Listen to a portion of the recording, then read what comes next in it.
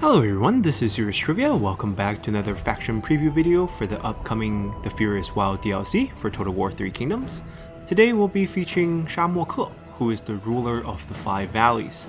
Now Shamoke's playstyle is described as Reformation, and his starting situation is hard. And indeed, I think he is probably the hardest faction to play out of the 4 southern tribes. And his faction mechanic is called Unification Mandate. It provides the greatest reward granted for aggressive expansion. It wants you to become the leader of the tribes, dominion over the Nanman, and his reform tree for the reform tablet allows you to have faster political reform. So similar to Lady Zhurong yesterday, where the feature was military, for Shamoke here, the focus is going to be political reform. And Shamoke is quite unique as he is allowed to become one of the Han Emperor seats, which is not allowed for the other southern tribes. So he kind of exists in between being a Han faction and a southern tribe faction.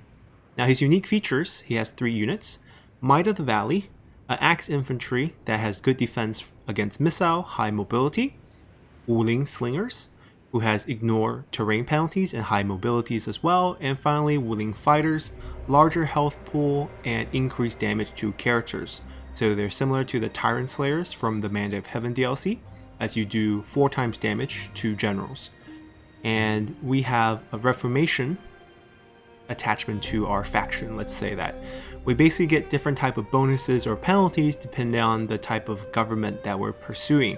And obviously, increasing our likelihood to become a Han faction would bring about character dissatisfaction within our own ranks, and vice versa.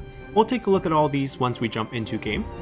In terms of character, Shamoke himself is trusting, patient, and modest, and he has a few bonuses. There's -10 satisfaction for Nanman, so that's going to hurt us quite a bit, and it's going to contribute a large part to our difficulty. And +8 melee evasion for all melee infantry, +15 speed for melee infantry. So for those of you who are playing Total War Troy or are familiar with the game, he's going to feel very similar to some of those factions because the units are very infantry heavy. You're going to have to use your mobility and your terrain advantages quite well to utilize those troops to their max potential. So getting a bit of more speed and a bit more melee evasion is going to help you out in that aspect. And a little bit about character background. Where the valleys converge, there too is King Shamoke, straddling the borders between nations. The tumbling waters of the confluence as precarious as his future. To his north, east, and south lie the Han, a persistent thorn in the side of those who would call themselves independent. Yet Shamoke must appease this unstable empire, lest he invite their wrath. At the same time, however, he is respected by the tribes of the south, and so cannot concede too much, or risk shattering the fragile ground beneath his feet. So that kind of describes our position in the world, and if we take a look at the map, we are starting right at the northern edge of the Nanman land, which stretches from this whole area here. And we're on the frontiers against the Han settlements, as you can see we are starting out surrounded by them. And this is going to make things quite difficult, because on one hand, you really want to conquer the Nanman tribes, whether for access to deeper reforms and for your faction specialization, as you are rewarded greatly for conquering your tribes. But on the other hand, you're surrounded by Han enemies, and you need to deal with those as well. So that's where the balance comes in. And we'll talk about him historically a little bit once we jump into game. Obviously, everything's starting in 190, whereas his historical significance in terms of the 3 Kingdoms historical era is going to come in a bit later, around 220. So with that said, let's pop into game and unite the tribe. We're once again doing this on legendary 40 minutes. See you guys in the game. 沙摩克大王，您在汉朝与南境部族之间的夹缝中生存，意味着巨大的机会与危险并存。您现不可暴露脆弱的一面，要让汉人尊重您，如若不然，便让他们畏惧您。武陵是丰饶之地，占领这里不仅对您有所注意，还能让大汉势力退回至河对岸。这样或许会招致大汉的不满，但能赢取部族的尊重。哪怕他们目前还不会来投靠您。朵斯大王是最有可能成为同盟的人选，保持与他的友谊是应对其他部族的关键。必须稳住他们，甚至对他们加以控制，无论是巧言说服，或是干戈相逼。若他们能挺过这次混战，众人会需要一个领袖，还有谁比您更合适呢？大王，您身处蛮汉之交，凭借着上苍赋予您的智慧与力量，必将成为二者共主。Alrighty. So, the Bloodshot Lord. You sit at the border between North and South, but are of neither. You have fought your way to power through guile and skill at arms, bring both Nanman and Han to heel where they oppose you. A power vacuum grows, and you must be ready to fill it. But you must act swiftly, or others shall assume the mantle which is rightfully yours. Do you choose the path of domination or cooperation? You must unite the tribes or seize the mantle of emperor, act with haste or be torn asunder. So, our first mission is to destroy or vassalize the following factions. Jinhuan Sanjie, okay, he's one of the cave lords for Meng Huo in the Romance of Three Kingdoms. And here we have a little statement. Unification mandate represent your ability as a conqueror and statesman. Each permanent faction bonus through direct subjugation of other Nanman factions, rapidly conquering tribes maximizes potential rewards. So I'm going to run through that because that's pretty important for us. So let's center the map and click here to look at our mechanic, unification mandate. A leader's caliber is measured by their actions, their purpose by the result. And we have two choices, domination or cooperation. Domination will be increased for each tribe we confederate. And right now the bonuses are 0% recruitment cost for Nanman unit and 0 morale. But if we gain one, future effect, we can gain minus 5% recruitment cost for Nanman units and plus 2 morale, and this will grow up to 10 times depending on how many tribes we are able to confederate. On the other hand, if we do not confederate, but instead vassalize once we destroy a faction, or if we can gain the vassalization through diplomacy in later periods, then we'll gain a different set of bonuses. We'll gain diplomatic relations with Nanman factions, we'll gain 10% diplomatic income from tributaries. So this is kind of the choice we have, and you can see there is a big issue with this. There is 19 tribes. Now the game does not intend you to fill up both wheels, of course, that's not the goal. But even let's say I just want to fill up the domination wheel. To get 10 tribes to become confederated by me from my starting location, it is very, very difficult because the other tribe are gaining fealty at the same time. So perhaps by the time we get out of this tough starting position, there might be only 5 or 6 tribes left that we can confederate. So that's going to be a difficult aspect of our gameplay. That limits how much bonus we can have from our faction mechanic. Now of course you can just beeline for aggressive expansion and try to get as much as you can. Because if you do stack 10, you can get up to 50% recruitment cost discount for all Nanman units, which is huge. Nanman units are quite expensive if you consider the animals. And you also get 20 morale, which is also very powerful. So that's also one thing to consider. Another aspect for those who might be thinking about playing a more diplomatic approach, there is a big issue with this. Because the Nanman leaders, especially the bigger ones, the bigger tribes, the main ones in the middle here, all have personalities that are very independent. They don't like staying as vassals. So even if you can maintain great diplomatic relationship with them, they're very likely to declare independence against you. So you can't maintain this delicate relationship. Now, of course, you just have to vassalize them once to get the bonus. So if you just want the bonus, sure, that's one way to do it. But let's say you get the bonus of basically extra income, because the diplomatic relationship, once all the factions are destroyed, is meaningless. The income only works if you have vassals. So if you end up having to destroy these factions at the end, unless you're thinking about vassalizing Han factions, you're not going to make too much from this, whereas your recruitment pool is always going to be the Nanman units. So I still think confederation is the way to go here. But all these dilemmas are going to be what makes playing as Shamoke a bit interesting. And other dilemma you have is you don't have a lot of good units. Your units are probably the worst out of the 4 factions because you don't have any animals. And you have to use these basic infantry to fight off your Han enemies as well as the other Nanman factions with animals. So that's where the difficulty lies. We also start out in Wuling, which is at the edge of Nanman land. As you can see that the toolmaker and the rice paddy of Wuling are both not Nanman land. And they're controlled by none other than Zhu Fu, who made an appearance in our lore series yesterday covering Shi Xie's faction. Because Zhu Fu is son of Zhu Jun, and he's going to be the prefect of the entire Jiao province a bit later in our story. Or actually, very soon. He should be dying very soon. And he historically should be in Yuzhang and then moving over to the Jiao province where he gets killed. But the game has him here in Wuling. And he's going to get killed early on because you have your army right next to him. So it's not going to make a big difference in terms of the course of history. And once again, we're going to start out with elephant taming.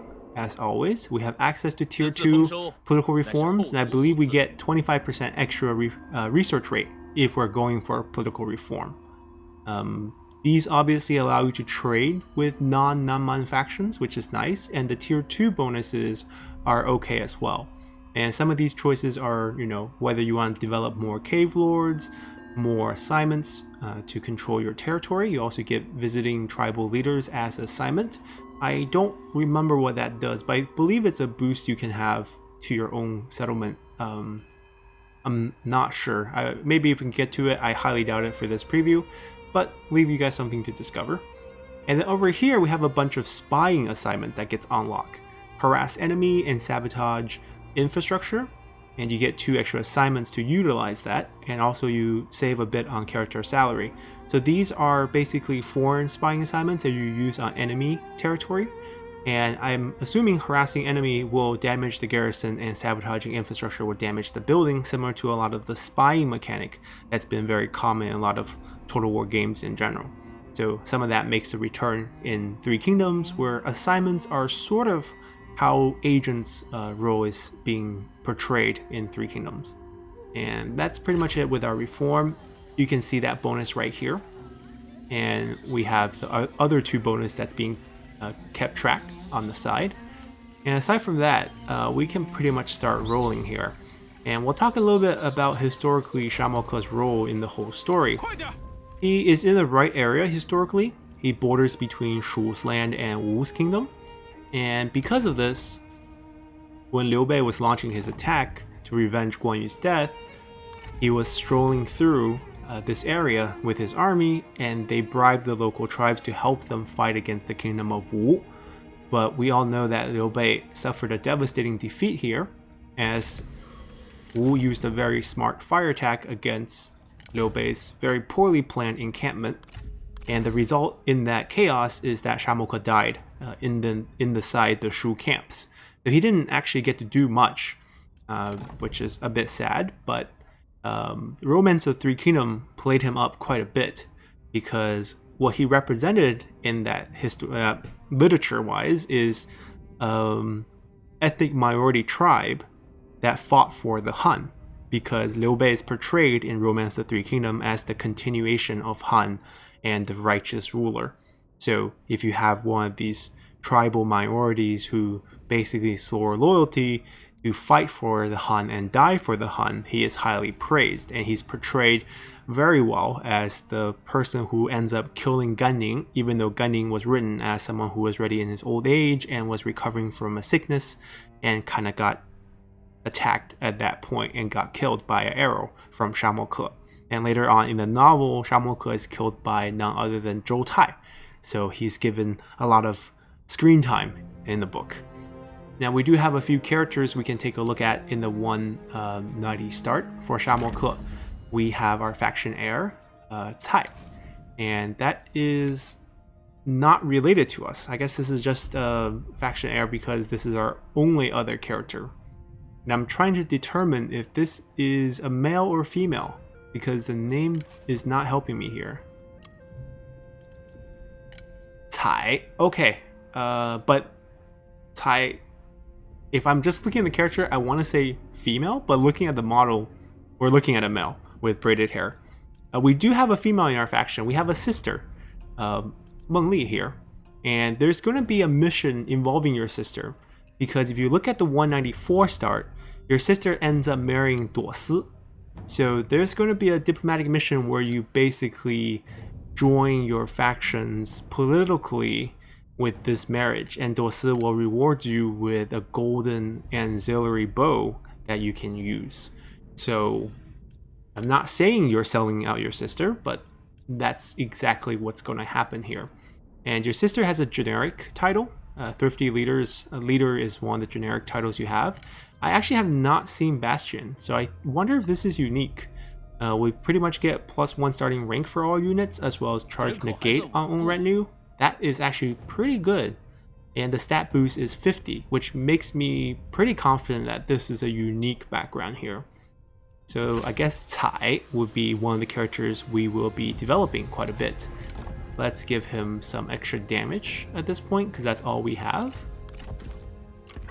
And we can move on with the fighting. Might want to get a trade in. We do want to strengthen our relationship with Duo Si, but it seems like we can't trade with him. Does this connection not count as linked? Is it because there's no road? Yeah. That's a mountain. Okay. Tough luck, no trade deal on first turn. And we're at war with both the Nanman factions in this area and the Han factions, but we'll just start with this fight here.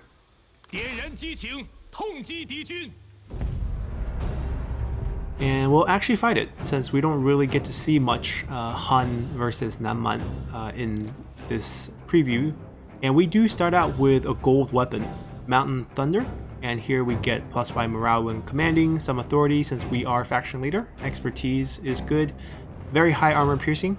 And someone did mention in last episode, or last preview for Zhurou, that if you have a weapon that has no melee base damage, you don't need to increase Instinct, because Instinct only applies to melee base damage. And the better thing obviously would be to increase your expertise for better melee evasion, better resolve for better health, or in this case, since we are faction leader, authority is also very nice for satisfaction boost faction wide. And let's jump into this fight. 混乱动摇着我们足下的土地，为了维系与大汗和各部族的良好关系，我押上了一切，只消一步差池，他们便有借口与我反目。届时，我族将是羊入虎口，我不能退缩。如若口舌已无法达到目的，就用刀剑与怒火继续我的追求。 Alrighty, so I assume we want to get into those forests as soon as possible, and if you want to just take a quick look at our units. This is our Wuling fighters. These are the hero killers, so they will have extra damage against enemy generals. 300% extra, so 4 times the base damage. Base damage is not high, so it's not like they will kill them very quickly. They will, but it will still take some time. And they are wearing the rattan armor, so we also have vulnerability to fire. And then here is our fancy unit. This is our axe-wielding Might of the Valley. And I don't know why the description during the faction select screen says they're good against range, because they're not. There's no part of this that says they're good against range. They're good against enemy shielded unit because they're axe unit, and they have berserk once they go below 50 health. So these guys might be pretty hard to use actually, but they're strong. A lot of damage on these guys, a bit slow in terms of attack rate, but you are very good against shield units. And then finally we have our Wuling slingers, which are here. And these guys carry a club in case they get up close. And they have 70 ammo, which is very, very high. I guess you can carry lots of little rocks. Maybe pick them up from the ground. You have almost no armor piercing damage. Most of it's on base. 20 attack rate, which is actually very fast. And then you have 100 range. They said these guys are mobile, but that's mainly because they can cross all terrain without penalty. Speed-wise, 38 is not super fast, but it's not slow for infantry. So that's our unique units. I mean, we see Nanman warriors everywhere. Alright, so let's get ready to fight. We don't know where they are, but we're gonna run for that patch of trees because we do have the same... Oh, we don't have miasma. Interesting. We can also boost our speed and reduce fatigue. Let's use that.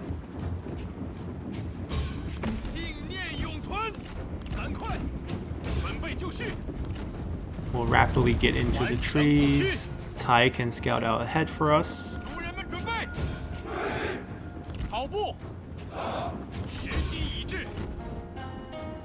Yeah, it's interesting how we don't have miasma. Maybe because we're not in Nanman land. That might be the reason. Because we're fighting in Wuling, that's not part of Nanman land. We do get weaker when we're not inside Nanman land. Because of that bonus, obviously. Where are the enemy? Why are they playing like us? Why are they hiding in trees? Oh, we found them. Okay, as long as we know where they are. I mean, we're not scared of them. Oh, they got cavalry. Our retinue has charged negate, I believe.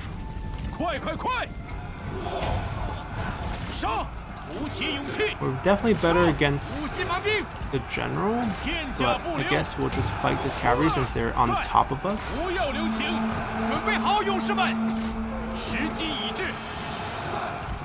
Guess it's better if we run our general at both archers just to get them to bug out of the way. And we'll be killing some of these cavalry with our axes. They're routing. Alright, not gonna worry about that guy. I'm gonna just move these guys up. Swing him around. Where is Fufu?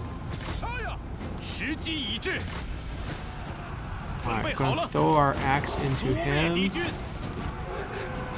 Gonna find the enemy general. Gonna send one out this way.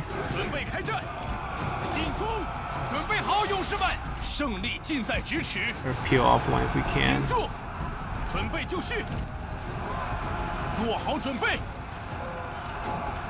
I'm just gonna hit them from behind.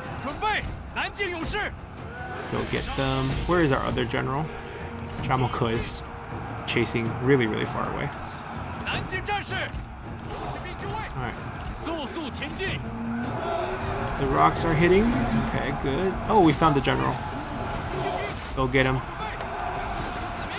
Should really send our general killer, but they're busy right now. Oh, not really. They cleaned up.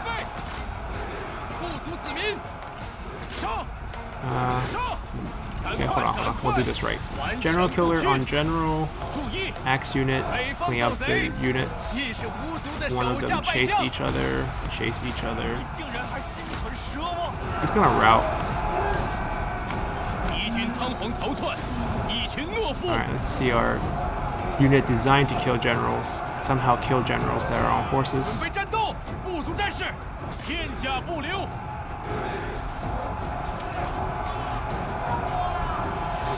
They're all routed.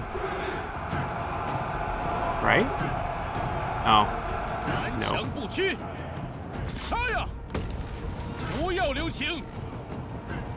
Maybe some other help. Alright, that's our win. Oh, come on. Our generals really have no killing power here. Oh. Rock knocked down a flag.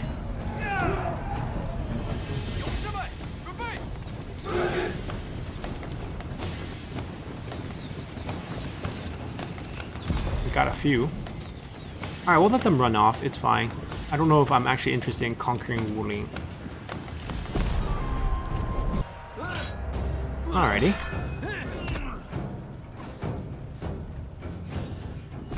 You can kind of see on the character art, we're carrying lots of arrows. I guess we do kill gunning with a bow. So perhaps that's the reason why the game design gave us a bow through that marriage that I talked about. And Zhufu is dead. I mean, we're already here. This is extra food. And this is toolmaker. Can we sue for peace? 说话小心点儿。 No. Alright, we'll take the rice patty. I want to go confederate a faction. I don't want to waste too much time here. 烈火燎原。 Alright, we'll get them next turn. Let's see, what do we have here? So whenever you're looking at buildings, just go look at the third one, see if it's a circle or a square. That way you know, like, which line you're going for here. Now, of course, we really want this, because that's actually the only thing that gives us decent income. Here we'll get some replenishment. Corruption reduction, this is really excessive at this point. I don't think we need this. Prestige. Population growth, is really debatable. I feel like I'm gonna get rid of that. Yeah, I'm not gonna build this yet because it'll just take up 4 turns. I'd rather get the festivities built there. Alright, so that's good. I'm also curious about happiness. Okay, so we do lose 10 points of extra satisfaction because of that background trait. That's rough. That's really rough on legendary difficulties. Okay. Alright, but at least we know that. In terms of assignments, our sister can reduce construction time for agricultural buildings and increase farm. Oh, that's very nice. Very useful sister. Too bad we're gonna have to marry her off. Court-wise, we're good. Family tree, we already checked that out. And I think we can proceed. We did everything we want to do. Alrighty, so we want to first build this. It'll be quick. And then while the assignment's still active, we'll end up building this in 2 turns, which will be nice. First, we're just gonna pick up some farm. We'll take the delegate. I think we have a couple of turns to replenish as we move back. And plus, we want to save as much time as we can to get this preview as far as we can. And we'll just occupy. Yeah. 400 extra, you know, copper is not worth it. High Empire. Okay, we don't have to really worry about them. Can we trade? We can't trade with them until the reform kicks in. That part's also very tough. We can't really trade with anyone. The 2-turn discount also applied to our counties, except for rice paddies don't really generate income. It actually cost more as you upgrade them. We could wipe out the faction first and then go for Jinhuan Sanjie, who, you know, has 2 pieces of land, so it's going to be hard to take them out. Anyhow, we have to get back. Yeah, replenishment's pretty quick. 4 turnish, we have to walk back.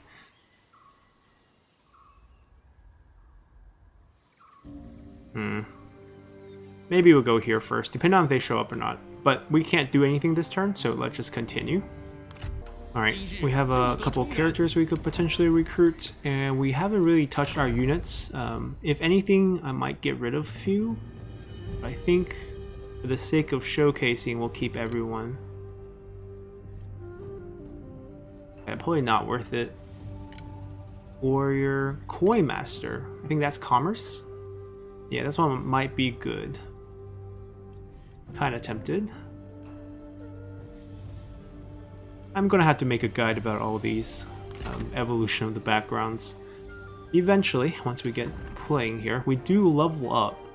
So the debate is going to be between Commander or Sentinel. Commander because we want to be a good faction leader to get rid of some of that satisfaction issue. Sentinel to be a better fighter. I think we'll take care of our generals first. Alright, let's first move back through the road here. They really messed the... well, they didn't mess it up. They really changed the military supply mechanic for the Nunman factions quite a bit. Well, one thing is, everyone tend to have low cunning, because you don't really have a strategist in every army, so you don't have many supplies from characters, and faction support because we just conquer land and climate. It seems like we just don't do well. when we're not within Naman lands. 时机已到。 Do we need any troops? I don't think we want more slingers. They do the same damage. You get more armor. 旧的不去， That's the 新的 key 不来。 difference. More armor, more morale. A little better charge, a little better melee attack. These guys are good. These guys have a really high charge. I think this is going to be like your main weapon against a lot of enemies early on. I think Wing Fighter is really situational. Like, I don't think you need to kill that many generals. I wonder if the generals on an elephant, does that consider extra damage on generals? Because that might be helpful, even though elephants would just crush through this unit. That's the thing. Alright, anyway, enough dilemmas here. We're gonna first get back here and then decide what to do next. Let's continue. Alrighty, the Han falters. A courier is brought before you, not of the Nanman but of the Han. Their route south to deliver news to Shixie has led them astray into your land. Information is a valuable commodity, and with some hospitality and wine, the courier shares with you news of internal strife within the Han. Men with ambition seek to grow their power. The weak are consumed, and those who act with wisdom might survive or even prosper. Over the course of the evening, you apply what information you can of your imperial neighbors. Okay, so we're learning more about them and how they're struggling, but what does that really have to do with us at this point? I think we're going to go wipe them out first, so I'm not going to leave this enemy around. Although I am kind of worried that we're just going to bump up against Sun Jian, and that's going to make things really rough for us. Like, does he actually shield us? Not really, so extra income from Toolmaker, much appreciated. Yeah, I'm going to hope not getting attacked by them. Because we have the Simon on, I kind of... Maybe we just get extra replenishment, population growth. It's not bad. It's good bonuses. A new character, Strategist. Immune to fear and terror, plus 15% attack rate from range unit. Rending strike for better dueling. Friendly, composed, obstinate. Okay, I mean... He does sound like someone I will want to hire.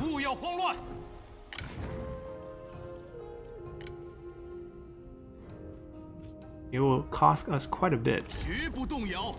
Alright. We're actually going to get rid of both of these. I think we could stop paying for them. And since he does have the bonus to firing rate, I'm going to shift the slingers onto him once we get to the edge here.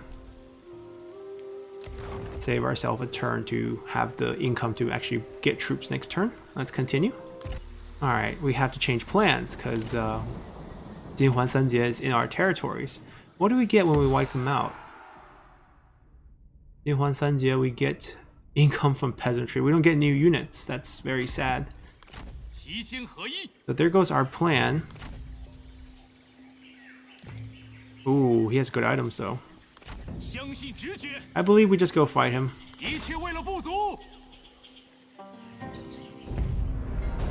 Alright, let's start battle. Alrighty, the terrain is interesting, to say the least. Alright, we move into the trees.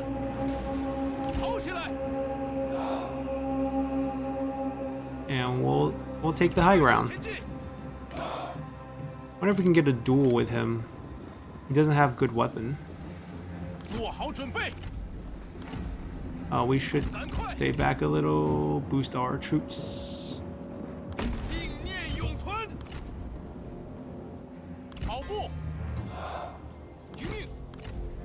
He doesn't want to duel any of us. Okay, let's call these one, call these two. Just so I can find people. He is kind of low on health. Oh, he has a bow, right? Shooting us with it. I'm not gonna charge into your big infantry line. I just want to kill off some slingers. I'm not gonna accept a range advantage. He's just firing to air right now. He's trying to predict our movements. Let's do the damage splash attack. I'm not gonna use my own health. 速前进，杀光敌军，进攻！快集合兵力，将军有难， We're gonna move 急 our 需 other 救 units 援。 over. We're gonna clean up here. And we can 3-on-1 him.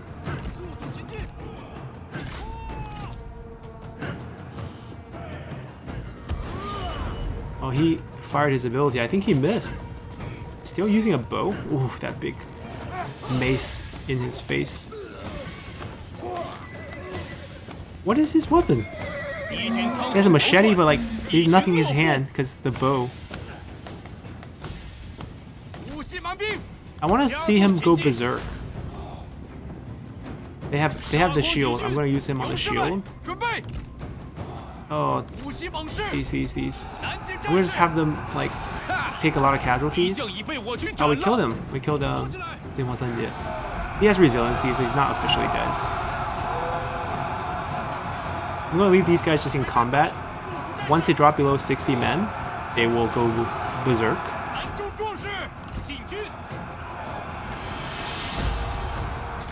We'll kill off the spearmen.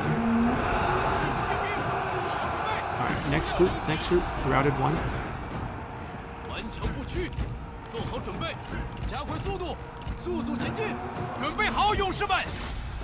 Now we'll take care of the spear. They have no shield. 62, we're almost there. Kill a couple more, please.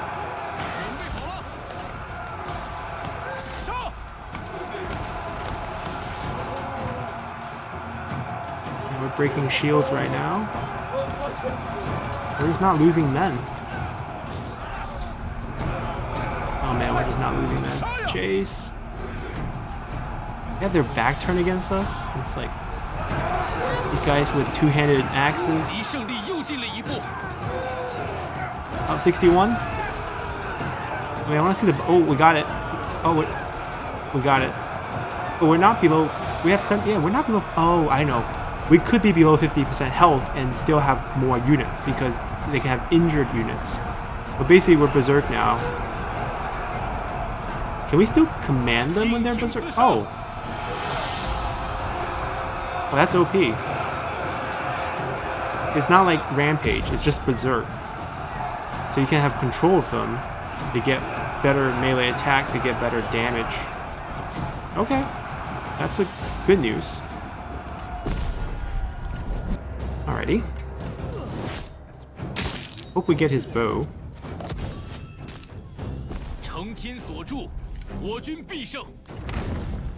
Nope.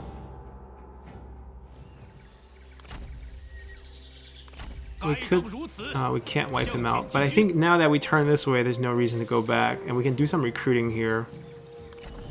I want another one of these. They seem to be quite useful now that I know that the Berserk doesn't mean Rampage, like out of control. Wooling Slingers are pretty cheap, upkeep wise. I might just get a full stack. They are our faction unique unit anyways. And hopefully... yeah, hopefully our replenishment can kick in for that. Alright, that's it. Let's continue here. Alright, they have bravely encamped. We have got our first elephant taming done, so now we get a series of quests to unlock each of the areas of the reform. So for us, 6 food unlocks economic. Defeat 3 armies, unlock military, that's very standard. And 10 factions and having a treaty. So for Zhurong and Menghuo, it's getting an iron pit for the economic, but for us it's just having 6 food, which we do because we took the farmland early on, so that kind of helped. We don't know 10 factions yet, but because we know this, we can get started our economic one. A woman scorned. Oh, he held back when sparring with our sister, and they're not very happy with each other. It's okay. We're marrying her off very soon, so no need to worry. Reforms, that's what I was trying to do. So we have this unlocked. I think we just get population growth at this point. That seems to be the most useful one of the 3, in my opinion. And then we'll go for the circle side. Alright. We also do have an elephant. So who has the worst skill? Oh, he has the worst skill. Rending strike. Blow for blow, that's what it's called, not rending strike. But pretty much the same idea. The Han version is rending strike. You give up 10% of your health for damage. The Nanman version is called blow for blow. Both not very good. We're gonna give up the mustering. We'll lose 10%. Oh, that's gonna hurt a lot.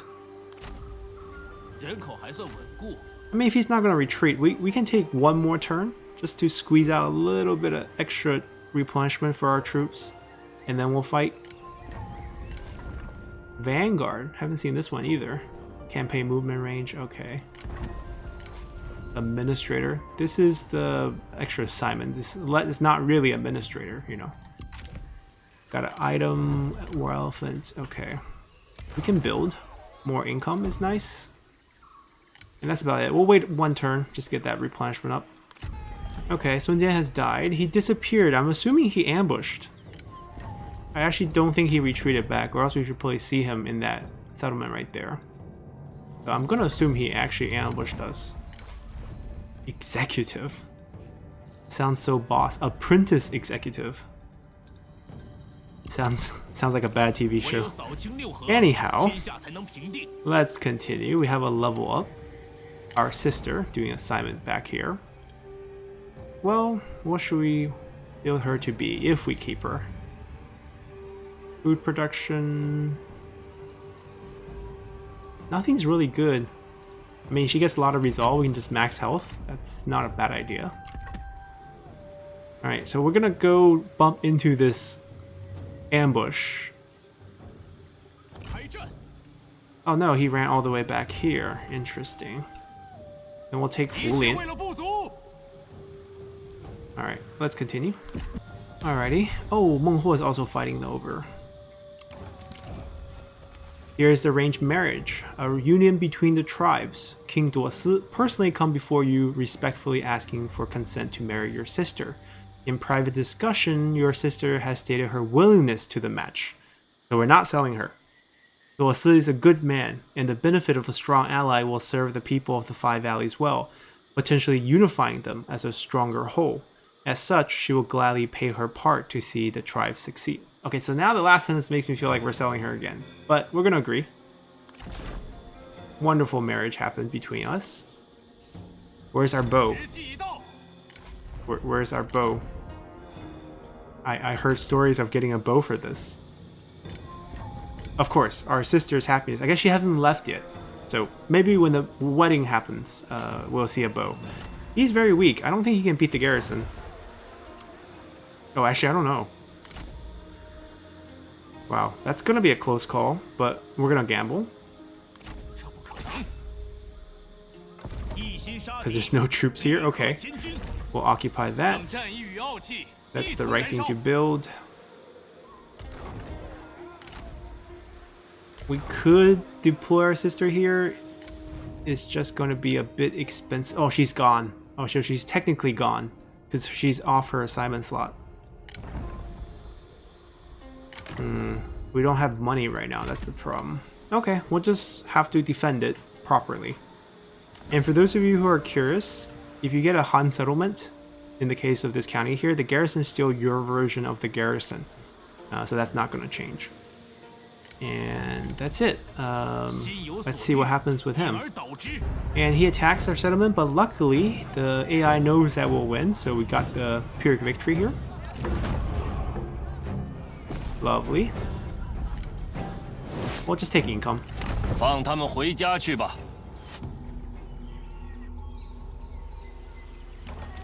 And a gift from Duosi at the wedding celebration. As our sister left, we get the Red Wind. This is our unique bow. More expertise, more authority, and a lot of damage on the bow. Lovely. Of course, that's not why we married our sister.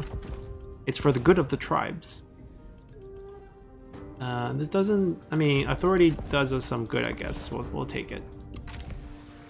Now we want to destroy this quickly. The army we don't have to mind. For Nanman factions, if you take their last piece of land, you get the confederate and vassalize options available. We don't want Meng Huo to take it, because we want to try to get as many as we can for our bonuses. And that's it. 那我们 Alright, we have just met Utugu, who is slightly to the north here. He's asking for a non-aggression pact, but he's asking for the farm on top of that, so no deal. And Meng Huo is just peeking out. We came just at the right time. Any later, he will be grabbing Jinhuan Sanjie, so reject. Alright, so we'll be definitely grabbing this turn. Now, of course, you might be wondering what happens if we didn't turn this way. Oh, Deltron event triggered.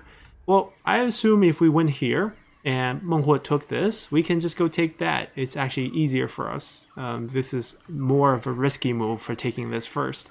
Like maybe you want to hold this since it's a free take and grab this first so Meng Huo can't beat you to the fealty, which is very important for Shamoke.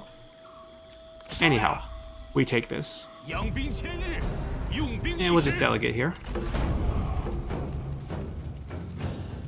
我军如有天助， And maybe now we can get a trade deal, because we actually have some access to other factions, and I prefer confederation. I think that bonus is better 等宏图大展 and easier to keep track of. 激情更盛。 But vassals, you know, sometimes it can be very fickle. They could rebel against you.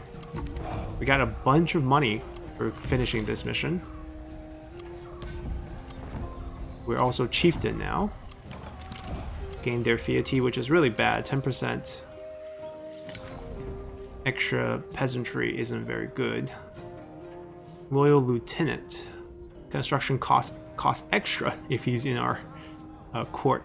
But we do get all his weapon, which is nice, and his cavalry. He seems to be a resolve bonus on the background, but a lot of cunning traits.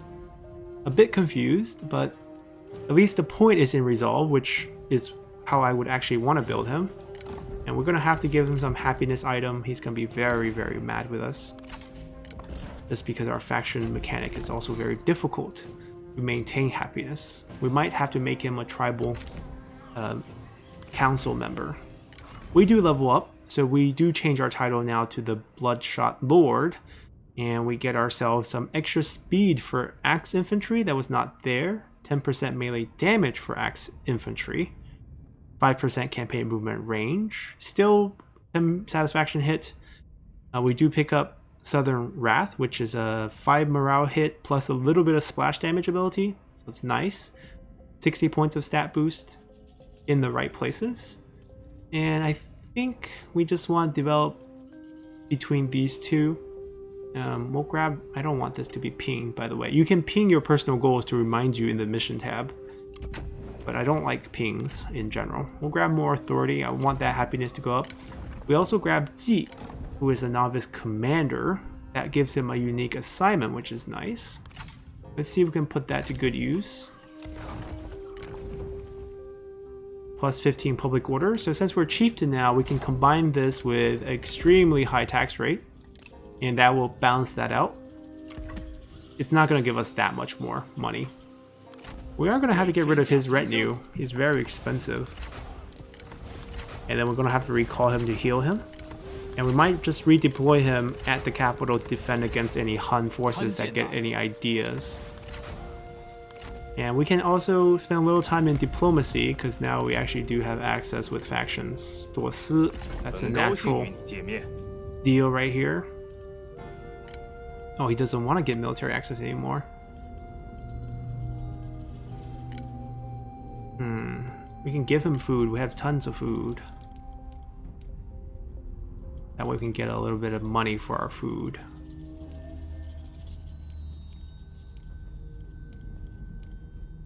Maybe around 100? Alright, sounds like a 你 deal. 我已达成共识。 Brother-in-law. One we're gonna wipe out. We're going that way next. Meng Huo doesn't want to sign anything with us. I wonder if he's going to declare war on us, because his army is right in front of us. We're talking about 2 Nanzhong elephants that would take down with our slingers. Let's hope he backs off. He is trespassing officially. But we're not going to tell him that.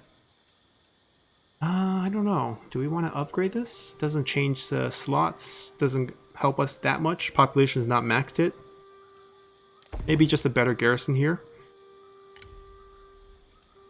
Alright, and that's it for now. Let's see what Meng Huo does. Alright.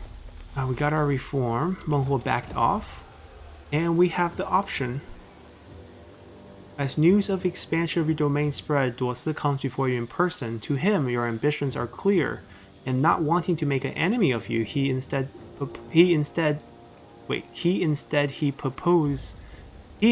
proposes to join under your banner, peacefully.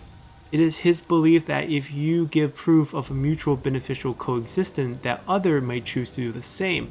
But now with the option to just become a vassal master to him, he might still declare independence in the future, or we can backstab him, kill him, and then go to war with him. But I think we want this because this is just a terrible option, because if we just decline and then fight him, at least we can keep Duosi. So maybe we just take the vassal. 任凭熊熊烈火灼天。 Alright, so Dongzhuo's death cutscene triggered. I guess our vassalization triggered the turn checking, and then it killed Dongzhuo. Good for us, we killed him.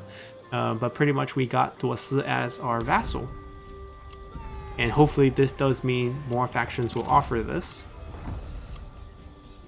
And Duosi bonus is pretty nice. We get Hidden Vipers, Senjiang Poison Darts, Poison Spears, all good units. 10% research rate, he's one of the major factions.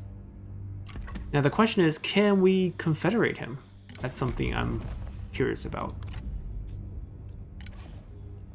Do we have that option? 请进，朋友。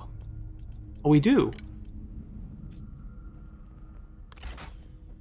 We'll be hit pretty hard, but if you're going for the confederation run, this doesn't matter.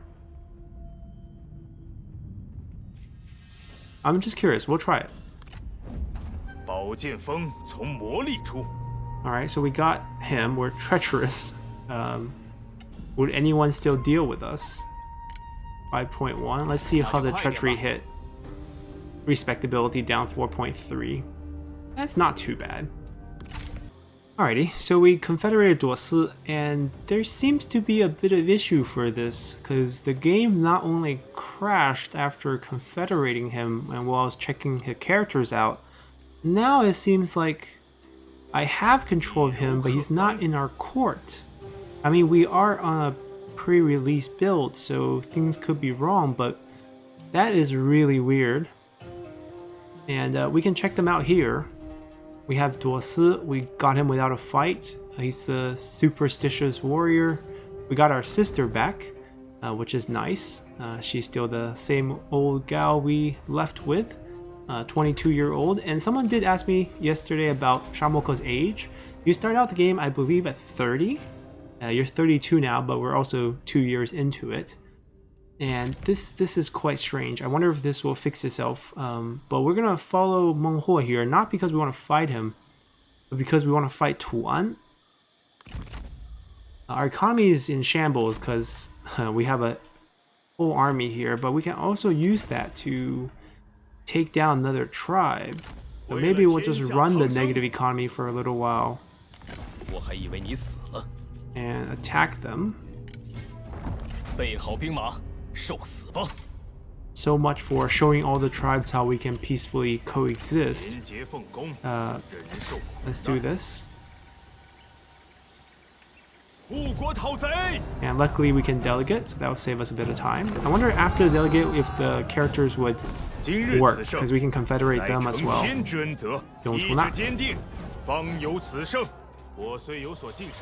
Alright, now it's right. Now everyone's in the right place. Okay, good. So we fought 3 armies, we got ourselves more land, and we can probably turn this army around to fight Huanlin to just take the toolmaker and finish that. And then we can expand into Mulu and Menghuo, who are much stronger. Over here we'll be grabbing Tuan, hopefully, before Menghuo does. And that's pretty much going to be as far as we're going to get with this showcase. I feel like this is a pretty optimal start. We already stacked 3. So the Confederate, the Annex, also counted, right? Because we got Jinhuan Sanjie, that's 1. And then we only beat up Dongtuna. So it means our vassalization, which transferred into an annex, became a confederation, pretty much. So we're stacked it 3 times now, 15% recruitment cost discount, 6 morale. And if we look at our current state in the world, Yongchang's gone. Jianning's gone. Yunnan's gone. Zhangke, we took out Zhangke. Jiaozhi is gone. So 1, 2, 3 are gone. And these 3 are the ones that Mu Lu, Meng Huo, and Lady Zhuyong takes out. So we're in a race for the final, there's only 12 left. We need 7 more to maximize our bonus. So that's kind of the way you want to play Shamoke. And conversely, we're going to jump to 194 start just to take a look at the differences between the two and why I think that one's much harder because there's less factions on the map at the beginning. So we'll see you guys there. 汉朝已陷入混乱，沙摩柯大王，而您恰好站在他们和南晋部族之间。乱世之中，所有人都急于扬名立万，而您便是最迫切的那一人。但首先必须将武陵一带的部落都团结起来，而后或可谋取北方的沃土，借此展开您的宏图大业。大汉会心有不满，但也会尊重您的实力。假以时日，部族也是一样。您一直维持着与朵思大王的关系，他或许会支持您的提议，从而影响其他部族的态度。尽管如此，为了赢取他们的尊重，不必姑息，兵戎相见。他们早晚会臣服于您。南北两地都出现了权力的真空，沙摩柯大王，用您的实力去填补吧。Alrighty, we're loaded up in 194. It's very, very similar. And if we just take a quick look at the differences, we do start out with an extra piece of land here, which means Jinhuan Sanjie only has 1 piece, and we're planning to go for it quickly. We're still at war with Zhu Fu, who historically should be long dead at this point, so it's a bit weird to still see him here. Duosi is still going to be our future friend and brother-in-law, and he has a bit more land than before, so perhaps when he offers for the same marriage deal into vassalization and we backstab him with the same annex, we'll have a bit more territory. And he can kind of stall Meng Huo a little bit, in my opinion, or else Meng Huo would have taken this and moved into Fuling a little bit faster than I want him to. And we can still take out Dong Tunat with Duosi's army with our sister, hopefully, if that works out the same. Now the key thing is we have the same mechanic, but in the beginning, 1, 2, 3, 4, 5 are all dead. And we already have him as a vassal. Okay, so that's another key difference. Did we marry off our sister already? Oh, we already married off our sister. Did he give us the weapon though? Okay, so that's already been in the past. So our sister got busy, we got the vassalization, we can still annex, that part is still the same. And we'll just be fighting over for the remaining factions, and our bonus will show... Oh, it doesn't count as a vassalization bonus. Interesting. Okay, so I guess annex would be the way to go. Let's just test that out here while we have this. 请进，朋友。 Annex. It's only 38 now. 黎民百姓。 Got value right there. And our sister is back. Duosi is with us.